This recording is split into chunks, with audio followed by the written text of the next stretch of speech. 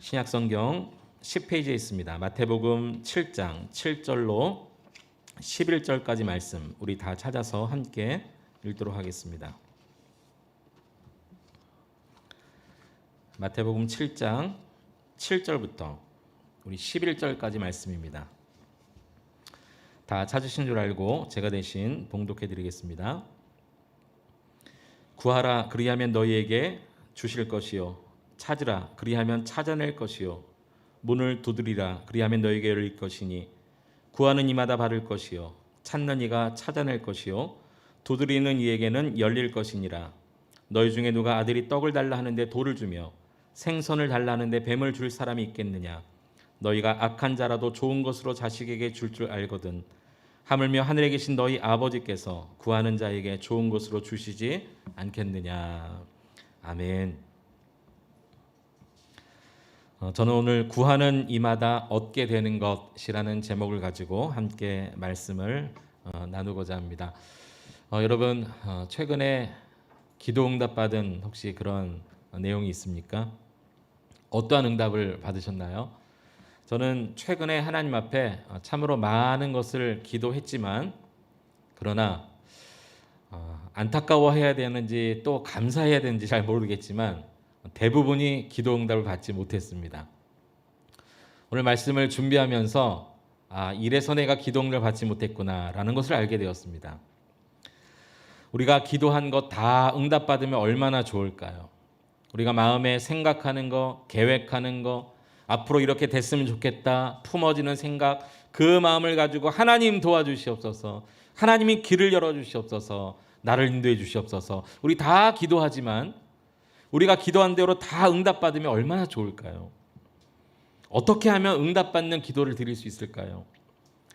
사실 이런 질문들을 가만히 생각해 보면 우리는 무엇을 생각하며 기도하고 있냐면 기도 응답의 조건을 자꾸 생각합니다. 그래서 나름대로 결론 내리기를 열심히 기도해야 되겠다, 간절히 기도해야 되겠다, 이것이 기도 응답의 조건이라고 생각을 합니다.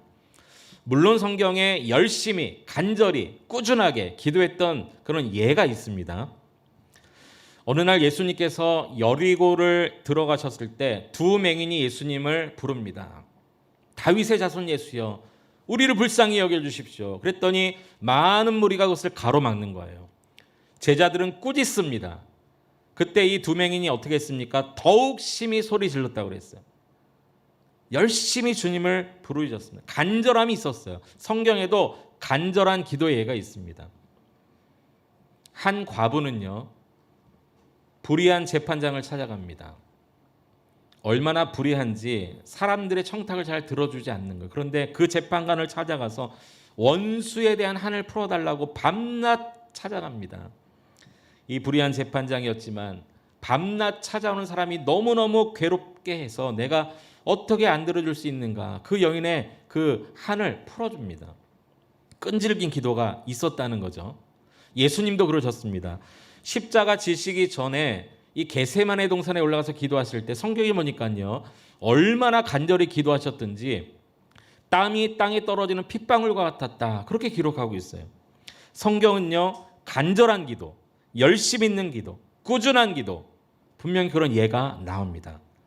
그러나 이것은 기도의 방법을 말씀하신 것이지 단 한 번도 기도 응답의 조건으로 말씀하신 부분이 없습니다. 오늘 본문도 우리가 절대 기도 응답의 조건으로 접근하면 안 됩니다. 사실 오늘 본문에 기록된 이 말씀은요, 세상 사람들도 다 아는 말씀입니다. 제가 아주 오래전에 몇 년 전 일인 것 같은데요, 머리를 자르러 미용실을 갔습니다. 저는 제가 주로 가는 미용실이 있는데 마침 그날 그 미용실이 문을 닫았더라고요. 꼭 머리를 잘라야 했기 때문에 다른 미용실을 갔습니다. 그런데 그 미용실을 딱 들어갔는데 벽에 하나 액자가 있는 거예요. 뭐라고 써져 있냐면 구하라, 찾으라, 두드리라, 이런 글이 써져 있는 거예요. 머리를 자르면서 마음속에 이 가게 사장님이 교회를 다니시나 보다. 그리고 왠지 모르게 이렇게 막 친근감이 느껴지잖아요. 그래서 이렇게 물어봤어요. 혹시 교회 다니세요? 물어봤어요. 사장님이 아니요, 그렇게 말씀하시더라고요. 참 이상했습니다. 그래서 그럼 저 액자의 저거 성경 말씀은 뭔가요? 물어봤어요. 그랬더니 이거요, 좋은 말이잖아요. 좋은 말이잖아요. 적어놨다는 거예요. 이 미용실을 운영하면서 뭔가 목적을 가지고 또 돈 많이 벌어야 되겠다, 어떤 그런 꿈이 있었겠죠. 그리고 열심히 구하고 찾고 두드리면 이룬다, 성공한다, 그런 마음으로 그 액자를 걸어 놓은 것입니다. 우리 믿는 성도들도 혹시 그렇게 생각하지 않습니까? 오늘 이 말씀을 대하면서 기도 열심히 해야 되겠다, 열심히 찾고 구하고 두드려야 되겠다, 그래야 얻게 되고 열려질 거니까 뭔가 나의 나름대로의 꿈과 목표를 향해 그것을 성취하기 위한 조건으로 이렇게 우리가 기도를 생각하고 있지 않느냐라는 것입니다.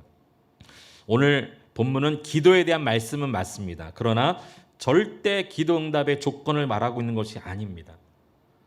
그 이유는 예수님이 기도를 설명하시면서 기도에 대해서 가르치시면서 들었던 한 가지 예를 보면 그것이 아니라는 것을 알 수가 있습니다. 예수님은 기도에 대해 설명하시면서 자녀의 요구를 듣는 부모를 예로 드셨습니다. 오늘 본문 우리 9절 10절 한번 같이 보실까요? 네, 9절과 10절 우리 두 절을 함께 좀 읽어보겠습니다. 시작. 너희 중에 누가 아들이 떡을 달라 하는데 돌을 주며 생선을 달라 하는데 뱀을 줄 사람이 있겠느냐. 여기 보십시오. 떡을 달라 하는데 돌을 주며 생선을 달라고 하는데 뱀을 줄 사람이 있겠느냐, 이렇게 말씀하셨어요. 떡을 주십시오, 생선을 주십시오. 지금 누가 달라는 겁니까? 네, 자녀가 달라는 겁니다. 아들이 달라는 겁니다. 자, 이랬을 때 돌을 줄 사람이 있겠느냐, 뱀을 줄 사람이 있겠느냐. 그 사람은 누구입니까? 이 자녀의 요구를 듣는 부모입니다. 우리는 자꾸 떡이냐 돌이냐 생선이냐 뱀이냐 여기에 관심이 있어요.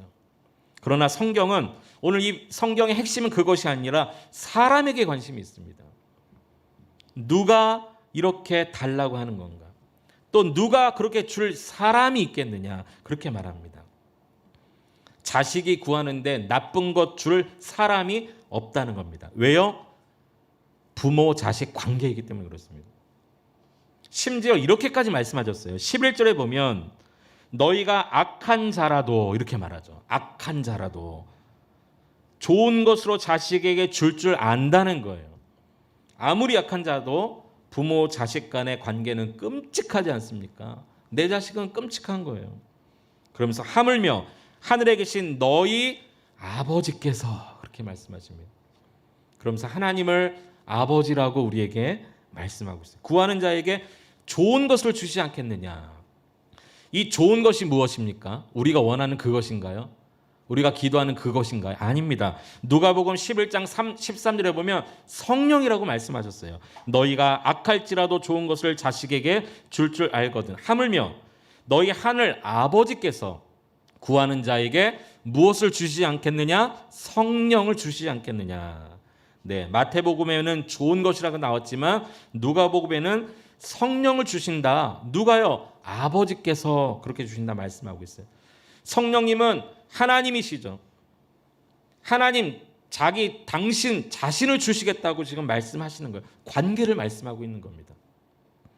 여러분, 성령을 주시는 목적이 무엇입니까? 이것도 관계 때문입니다. 요한일서 4장 13절에 보면 그의 성령을 우리에게 주심으로, 네, 성령이 부어지면 어떻게 되나요? 우리가 그 안에 거하고 그가 우리 안에 거하시는 줄 아느니라. 관계를 말하고 있습니다. 우리 예수님은 기도를 가르치시면서 떡이냐 돌이냐 생선이냐 뱀이냐 이것을 말씀하신 것이 아니라 구하는 자가 누구이며 아무리 약한 자라도 좋은 것을 주는 그 사람이 누구인가. 부모와 자녀 관계를 말하고 있습니다. 하나님께서 우리를 자녀 삼아 주시고 하나님 우리의 아버지 되시는데요, 우리가 구할 때마다 우리에게 좋은 것 주시는데 그것이 성령이라고 말씀하고 계시고 성령이 임함으로 우리가 그의 안에, 그가 우리 안에 거하게 되는 줄을 비로소 알게 된다. 우리 주님의 기도에 대한 가르침의 말씀입니다. 여러분, 그러므로 오늘 말씀의 제목과 같이 구하는 이마다 얻게 되는 것이 무엇이냐면 우리가 원하고 바라는 그것이 아니라 바로 하나님입니다. 구하는 자, 찾는 자, 두드리는 자가 얻게 되는 것이 하나님 아버지와의 관계 회복입니다. 오늘 주님은 그것을 우리에게 말씀해 주고 계시는 거죠. 다윗이 범죄한 사건이 있었습니다. 그가 어느 날 아침 아름다운 여인이 목욕하는 것을 보고 그 여인을 아내로 취합니다. 그 여인은 남편이 이미 있었어요. 그것도 다윗의 충직이었던 우리아였습니다. 그러나 우리아의 아내를 취하여 임신까지 시켜버리고 우리아는 전쟁터에 내보내 자연스럽게 죽게 만듭니다. 이런 죄를 짓고 난 이후에 나단 선지자가 다윗을 찾아가서 하나님의 말씀을 전했습니다. 나단을 통해 하나님의 책망을 들었던 다윗의 회개 기도가 어떤 기도였습니까? 그냥 용서해달라는 기도가 아닙니다. 시편 51편 11절에 보니까 관계 회복을 기도하고 있어요. 나를 주 앞에서 쫓아내지 마시며 주의 성령을 내게서 거두지 마소서. 여기 쫓아낸다, 거둔다 전부 관계를 말하고 있는 것입니다. 내가 이런 죄를 지었으니 용서해 주십시오. 그게 아닙니다.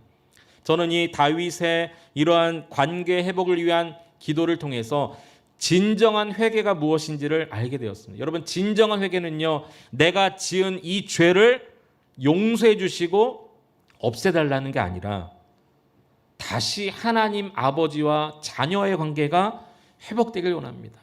내가 비록 죄를 지었지만 이 죄로 인해서 나를 쫓아내지 마십시오. 무슨 말입니까? 하나님과의 관계가 끊어지지 않길 원합니다. 다윗은 지금 그것을 기도했어요. 오늘 여러분도 하나님 앞에 우리가 지은 죄로 인해서 이 죄가 용서받는 그 자체가 목적이 아니라 이 죄 때문에 하나님으로부터 끊어질까 두려워하는 그 마음으로 회개하시기 바랍니다. 그리고 하나님과 끊어진 관계가 있다면 다시 회복되기를 간절히 기도하셔야 됩니다. 그것이 정말 간절히 구하고 찾고 두드리는 그런 심정 아닐까요? 그런 의미에서 오늘 본문 이 마태복음 7장 7절과 8절을 다시 한번 보면요, 구하라, 이 말이 무엇을 구하라는 것인지 의미가 이제 여러분 잘 알게 되실 것입니다. 찾으라, 누구를 찾으라는 것인지 알게 될 것입니다. 두드리라, 무엇을 위해 무엇 때문에 두드려야 되는지 알게 될 것입니다. 그것은 바로 하나님입니다. 그리고 하나님과의 관계 회복인 것입니다. 그런데 너무나도 감사한 것은 이미 하나님께서 우리를 당신의 자녀로 삼아 주셨어요. 바로 그리스도의 십자가와 속량 때문인 것입니다. 우리는 우리 스스로 절대 하나님 자녀가 될 수 없었던 사람들입니다. 그러나 예수 그리스도의 십자가의 피와 그를 믿는 자들에게 베풀어 주시는 속량의 은혜로 말미암아 우리는 하나님 자녀가 되었다고 성경은 말하고 있습니다. 이것이 기도 응답의 유일한 근거입니다. 그리스도 십자가와 그의 속량, 이것이 기도 응답의 근거입니다. 골로새서 1장 21절과 22절에 보면 이렇게 말씀하고 있습니다. 같이 한번 읽어볼까요? 시작. 전에 악한 행실로 멀리 떠나 마음으로 원수가 되었던 너희를 이제는 그의 육체의 죽으심으로 말미암아 화목하게 하사. 네, 우리는 하나님과 원수된 자였지만 그리스도의 십자가 죽음, 그 육체의 죽음으로 말미암아 하나님과 어떻게 되게 하셨다고요? 화목하게 하셨다는 겁니다. 하나님과 그의 자녀의 관계 회복입니다. 그런데 성경은 우리를 그냥 하나님의 자녀가 되었다 이 정도로 말씀하신 것이 아니라 하나님의 자녀가 되는 권세를 주셨다, 그렇게 말하고 있어요. 여러분 잘 아는 말씀이죠. 요한복음 1장 12절에 보니까 영접하는 자 곧 그 이름을 믿는 자들에게는 하나님의 자녀가 되는 권세를 주셨으니, 이렇게 말하고 있습니다. 우리는 그냥 하나님의 자녀가 아니라 하나님의 자녀됨의 권세를 받은 사람입니다. 그냥 교회 출석하고 신앙생활 하다 보니까 어찌하다 보니 하나님 자녀가 된 게 아니라 하나님이 우리에게 권세를 주셨기 때문에 하나님 자녀가 될 수 있었던 것이죠. 그러므로 사랑하는 여러분, 계속해서 하나님과의 친밀한 관계를 위해 기도하시기 바랍니다. 응답받는 것이 목적이 아니라, 내가 원하는 목적을 이루는 것이 기도의 목적이 아니라 하나님 아버지와 그의 자녀됨의 이 관계가 계속 유지되는 것, 이것이 기도의 목적이어야 합니다. 오늘부터 여러분의 기도의 목적이 이렇게 바뀔 수 있게 되기를 축원합니다. 오늘부터 다시 하나됨, 그 하나님의 자녀됨의 그 관계가 조금씩 다시 회복되어져 갈 수 있기를 축원해 드립니다. 여러분, 자녀의 권세가 있습니다. 제가 몇 년 전에 저희 아버지가 근무하고 있는 저희 아버지는 CTS 기독교 방송국 여기 경기 북부 지부의 지사의 지사장으로 계셨는데, 현재는 그렇지 않지만 몇 년 전에 이 CTS 경기 북부 지사장이셨습니다. 경기 북부 지사가 시작된 지 한 3년 또는 4년 정도 됐을 때 그 기념 행사를 여기 의정부에 서울 나가다 보면 오른쪽에 아일랜드 캐슬인가요? 그 호텔 거기서 한 적이 있습니다. 의정부 시장도 초청이 되었고 의정부에 있는 국회의원들도 당을 떠나서 국회의원들이 다 초대가 됐습니다. 그러니 경찰도 뜨고 CTS에서 방송도 하니 많은 이 안내위원들뿐만이 아니라 경비 업체에서도 이렇게 많은 사람들을 보호하고 있었어요. 그 행사에 저와 아내도 초대를 받았습니다. 조금 늦었어요. 갔는데 주차장에 차를 대고 가는데 누가 이렇게 막더라고요. 근데 제가 이런 한마디 했습니다. 저희 아버님의 성함이 안자, 기자, 초자 대신 안기초 장로님이시거든요. 저를 막아요. 못 들어간다는 거예요. 제가 저 안기초 장로님 아들입니다. 그랬더니 바로 들어가게 됐습니다. 바로 그냥 통과가 됐습니다. 여러분, 왜 제가 그랬을까요?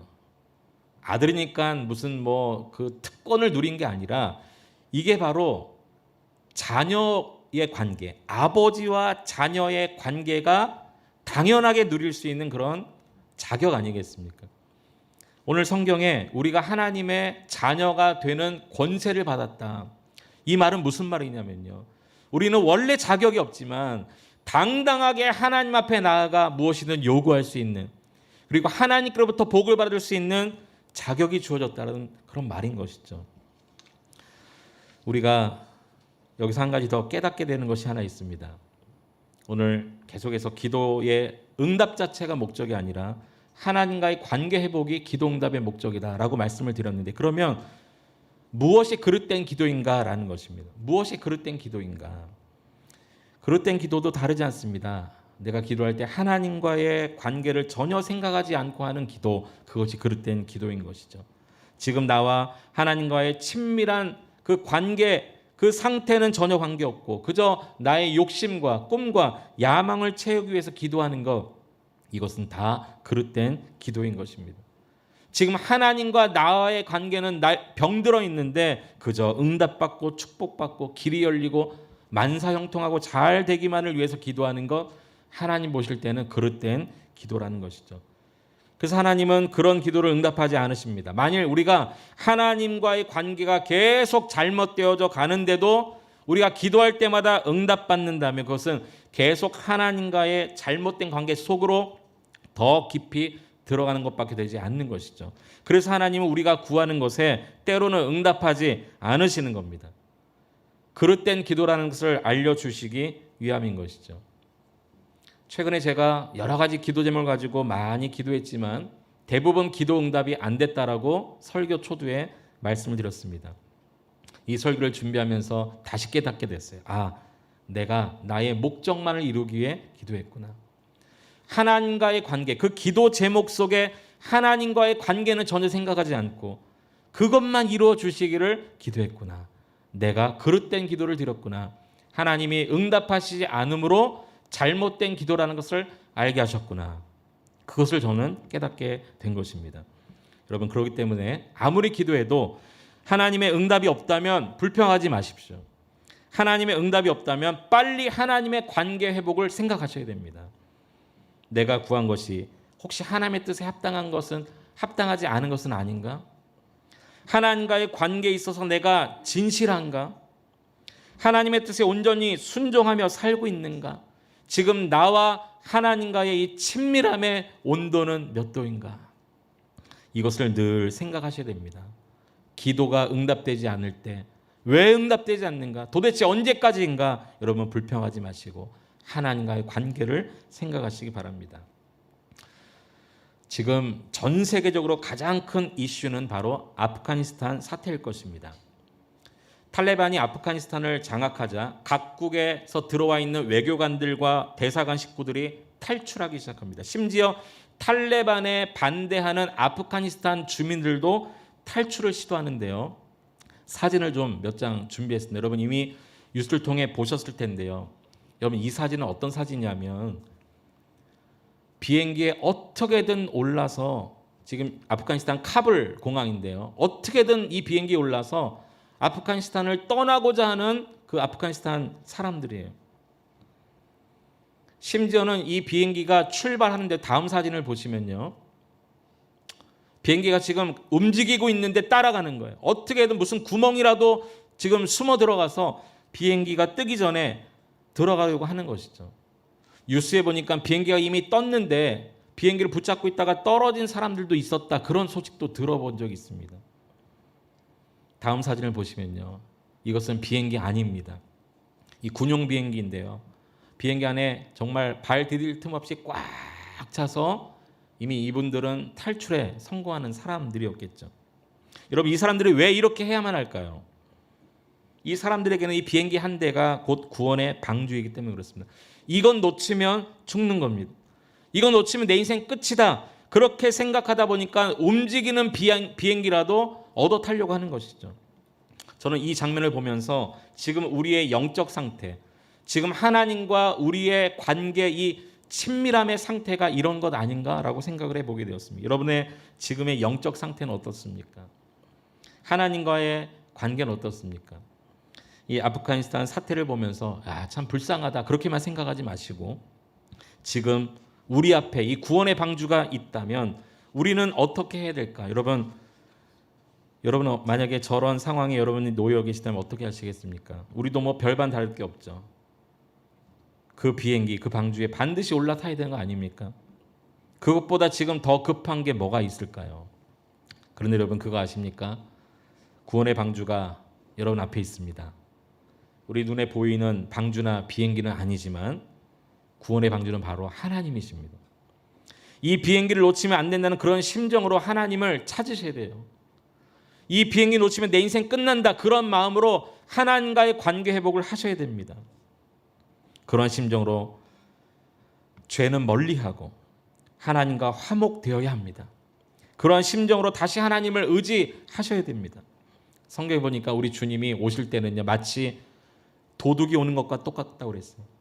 우리가 전혀 생각하지 못하고 있을 때 주님 오신다고 그랬습니다. 여러분 정말 얼마나 두려운 말씀입니까? 그때와 그 시를 우리는 알 수 없습니다. 그러니 오늘 하나님을 찾아야 됩니다. 그러니 이 비행기 놓치면 죽는다는 심정으로 오늘 다시 하나님 아버지와 자녀됨의 관계가 회복되어야 합니다. 내일은 없을 수 있습니다. 다음 주는 없을 수 있습니다. 오늘 다시 회복되지 않으면 안 되는 것이죠. 참 감사한 것은 여러분 다 아시겠지만 아무리 아프가니스탄 사람이랄지라도 평소에 우리나라 대사관 식구들과 친분이 있고 또 잘 돕고 파병된 군인들에게 평소에 도움을 줬던 친분이 있는 사람 378명은 며칠 전에 우리나라가 보낸 군용기 비행기를 타고 한국에 도착을 했습니다. 저는 이 사건을 보면서 오늘 말씀에 더욱더 큰 확신을 갖게 되었어요. 하나님과의 친밀함의 관계가 구원과 연결되는구나 라는 것을 다시 알게 되었습니다. 여러분 내가 얼마나 오래 예수 믿었는가, 우리 가정은 몇 대째 기독교 집안인가, 여러분 이런 것이 중요한 것이 아니라 지금 바로 내가 지금 이 순간에 하나님과 어떠한 친밀감을 누리고 사는가, 이것이 중요한 것입니다.